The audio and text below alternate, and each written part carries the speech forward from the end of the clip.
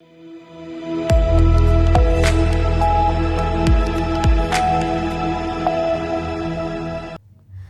मैं हूं रत्ना और आप देख रहे हैं सी न्यूज भारत। आइए रुक करते इस खास खबर की ओर। बुंदेलखंड निर्माण मोर्चा के आह्वान पर सर्किट हाउस में जनप्रतिनिधियों, राजनीतिक दलों और गैर राजनीतिक संस्थाओं की बैठक संपन्न हुई, जिसमें सर्वसम्मति से ये फैसला लिया गया कि बुंदेलखंड राज्य का गठन किया जाएगा। बैठक में इस बात पर बल दिया गया कि देश में जल्द ही डिलिमिटेशन की प्रक्रिया शुरू हो जाएगी और इसके साथ ही बुंदेलखंड राज्य और अन्य नए राज्यों के निर्माण का रास्ता भी प्रशस्त हो सकता है। बैठक में कहा गया कि सांसदों और विधायकों की संख्या इतनी बढ़ जाएगी कि बुंदेलखंड का पृथक राज्य बनना अनिवार्य हो जाएगा। इसी बीच वायरल हो रहे एक मैसेज में कहा जा रहा है कि केंद्र सरकार प्रयागराज को राजधानी बनाते हुए बुंदेलखंड क्षेत्र के कुछ जिलों के साथ पृथक राज्य बनाने की मंशा रखती है, लेकिन इससे बुंदेलखंड की स्थिति और भी बदतर हो सकती है। इस पर सभी ने जोरदार विरोध जताते हुए निर्णय लिया। बैठक में यह भी कहा गया कि उत्तर प्रदेश से झांसी, बांदा, हमीरपुर, जालौन, ललितपुर, महोबा, चित्रकूट और मध्य प्रदेश से सागर, दमोह, छतरपुर, टीकमगढ़, पन्ना, निवाड़ी, दतिया, लाहार, पिछौर, करेरा, चंदेरी, गंज बसौदा, कटनी और चित्रकूट तहसीलें शामिल कर अखंड बुंदेलखंड ही चाहिए।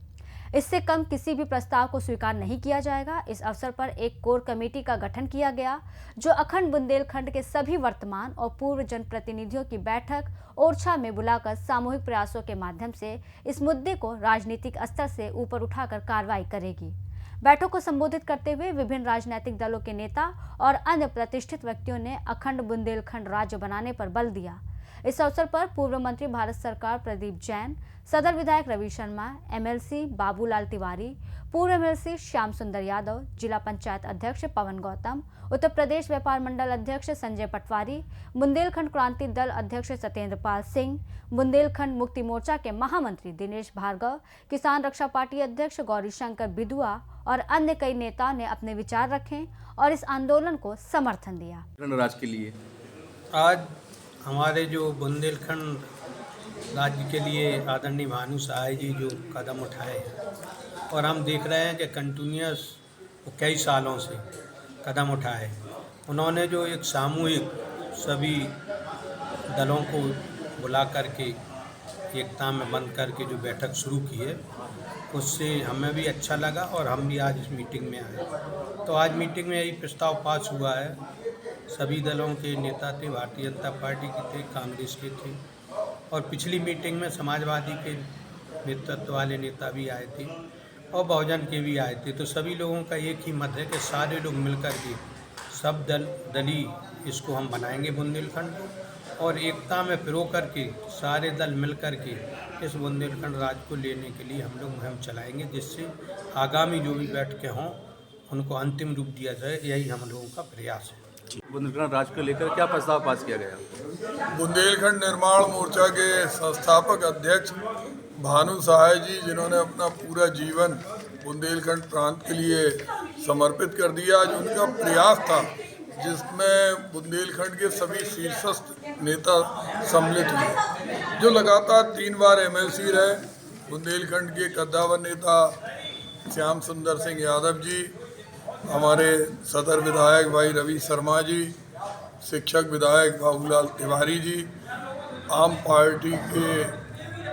आम आदमी पार्टी के अध्यक्ष अरशद भाई, हमारे बुंदेलखंड क्रांति दल के अध्यक्ष भाई सत्येंद्र पाल सिंह जी, व्यापारियों के राष्ट्रीय नेता हमारे संजय पटवारी जी, जिला पंचायत अध्यक्ष पवन गौतम जी,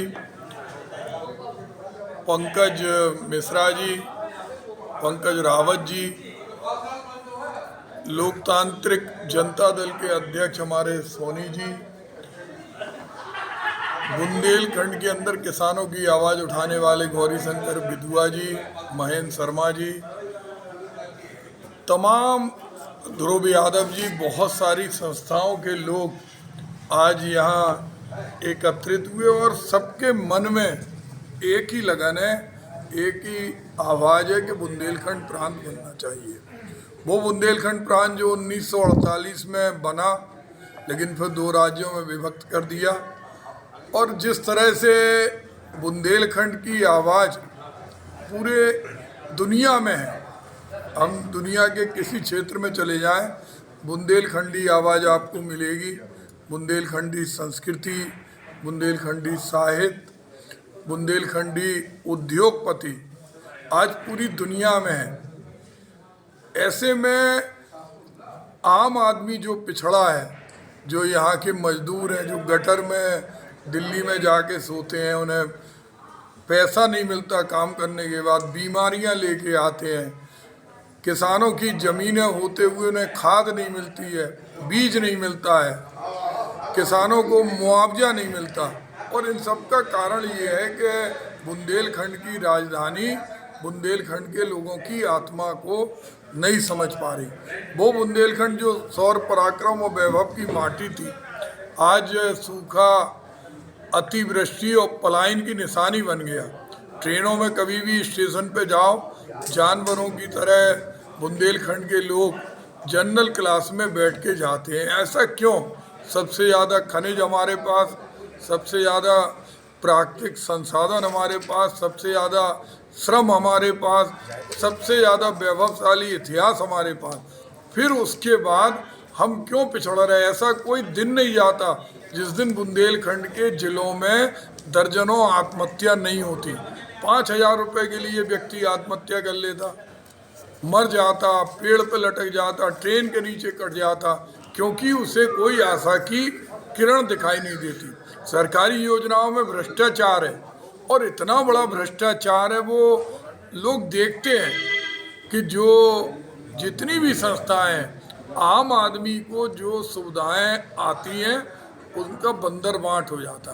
जब अपना प्रांत होगा, हम देखते हैं उत्तराखंड को हम लोगों ने देखा, हम लोगों ने तेलंगाना को देखा, छत्तीसगढ़ को देखा। छत्तीसगढ़ में प्रति व्यक्ति आय हिंदुस्तान में सबसे ज़्यादा है। आज हमारे छाती पे बिजली बनती है, 5,000 मेगावाट से ज़्यादा बिजली का प्रोडक्शन हम करते हैं। क्या निर्णय लिया गया वो आप बताते हैं।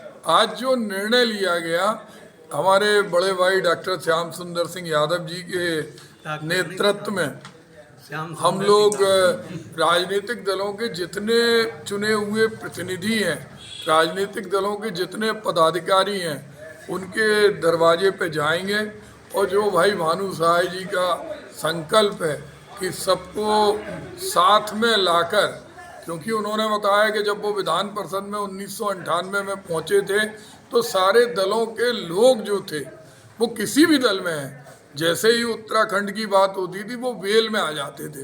तो वो करेंगे, इसके बाद ओरछा में एक मीटिंग करेंगे जिसमें ज़्यादा से ज़्यादा लोगों की सहभागिता होगी, जिसका पूरा संयोजन हमारे बड़े भाई श्याम सुंदर सिंह यादव जी करेंगे।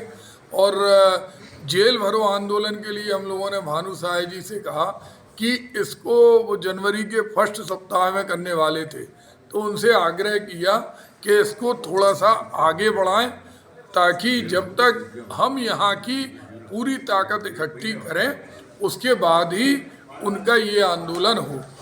तो आज का ये निर्णय हम समझते हैं सर्वसम्मति से स्वीकार किया गया, और सबसे बड़ी उपलब्धि ये है कि लोगों ने भानु सहाय जी के आह्वान पर यहाँ सम्मिलित होने में अपनी प्रबल सहभागिता दी। सर्वदलीय बैठक आपने की है, उसमें क्या निर्णय लिया गया? देखिए, दूसरी सर्वदलीय बैठक हमने बुलाई है बुंदेलखंड राज्य निर्माण के लिए।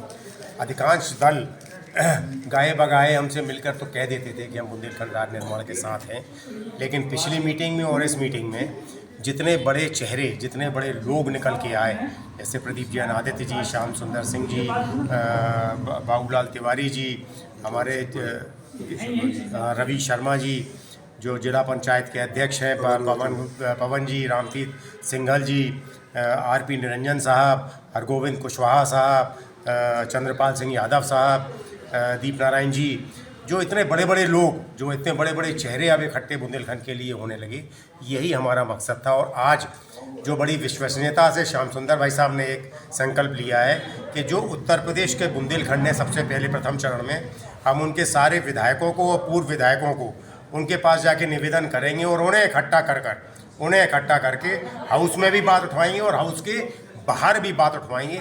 ये बहुत बड़ी बात है। इतनी बड़ी संख्या में जो राजनीतिक दल है उसमें आम आदमी पार्टी, बीएसपी, कांग्रेस, भाजपा, मतलब जितनी भी पार्टीज़ हैं, जितने भी एनजीओ थे, करीब 12, 15, 20 एनजीओज आए थे आज। तो आज हमें लगा व्यापारी संगठन के हमारे संजय पटवारी थे, गौरीशंकर बिदुआई थे, महेंद्र शर्मा जी थे। तो लगने लगा कहीं ना कहीं कि अब हम उस मुकाम की तरफ बढ़ रहे हैं, क्योंकि डीलिमिटेशन के साथ बुंदेलखंड तो बन रहा है। अब सिर्फ इतनी सी बात चाहिए कि अगर हम लोग इस अग्नि को जला के रखें, बाकी ठीक है, सब लोगों के अपने अपने प्रस्ताव थे, लेकिन इस अग्नि को जलाए रखना यही बहुत बड़ी बात है, और इसके लिए हम लोग ऐसा लगता है कि हम कामयाब होने की तरफ बढ़ रहे हैं। झांसी से सी न्यूज़ संवाददाता राजीव की रिपोर्ट। ये बैठक बुंदेलखंड राज्य के निर्माण को लेकर एक मजबूत कदम साबित हो रही है, जिसमें सभी राजनीतिक दलों और संस्थाओं ने एकजुट होकर अपने क्षेत्र की भलाई के लिए आवाज उठाया। अब ये देखना होगा कि ये सामूहिक प्रयास क्या सफलता की नई राह खोल पाता है या नहीं।